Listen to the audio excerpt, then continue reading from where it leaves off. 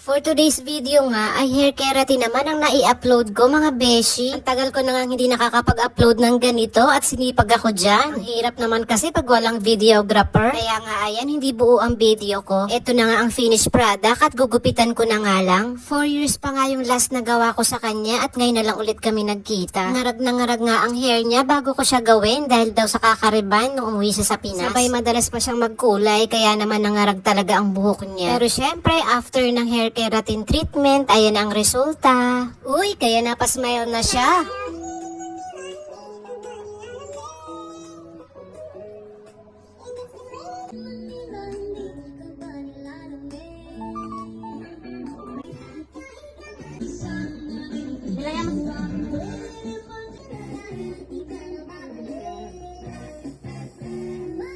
One week later. After 1 week nga, ay hair color naman ang ginawa ko sa kanya. At ito nga yung resulta. Wow! Ang lambot. Yan. Model kita ha.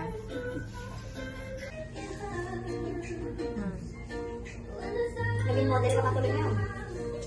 Lalo sa gumanda nung kinulayan mo, di ba? Pa! Sino ka dyan? Pa! Nakasigaw ko. Itong maganda. Natuwa naman siya sa naging resulta. Another satisfied client yarn. Nung andun nga ako, nataon naman na nagluluto ng suman si kabayan na roommate niya. Kaya eto, makakatikim ako. Side hustle ng isang kabayan dito sa iyo. Magkano naman ang kinikita mo dyan sa pagkaganyan? Okay lang. Kalahati ba? Kalahati ba ng puhunan? Oo naman.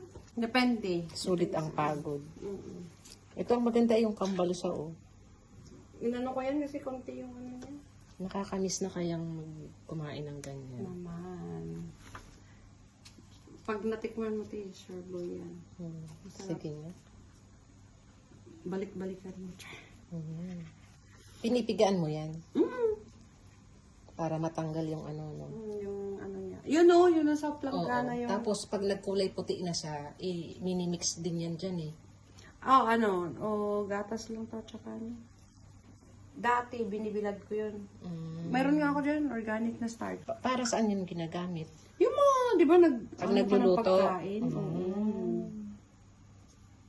Pero maganda rin yung ihalo dyan para malagkit-lagkit Ako hindi siya. ako may amoy man yun, te. May mapapanis to. Madaling Mabilis siya mapanis. Okay. Amoy panis yun. Hindi talaga yung kabuhayan. Di ba?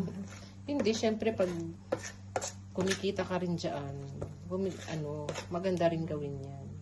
Pang dagdag Madalas nga daw siyang gumawa ng ganito tuwing day off niya. At pati na rin mga ibang Pinoy foods. At marami nga daw kabayan ng bumibili kaya naman hindi na umaabot ng kinabukasan itong ginawa niyang suman. Kaya naman nako, hindi ko pwedeng hindi tikman yan. Mausok-usok Aso-aso pa talaga.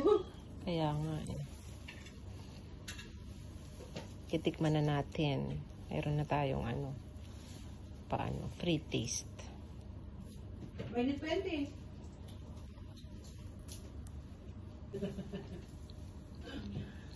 Sarap.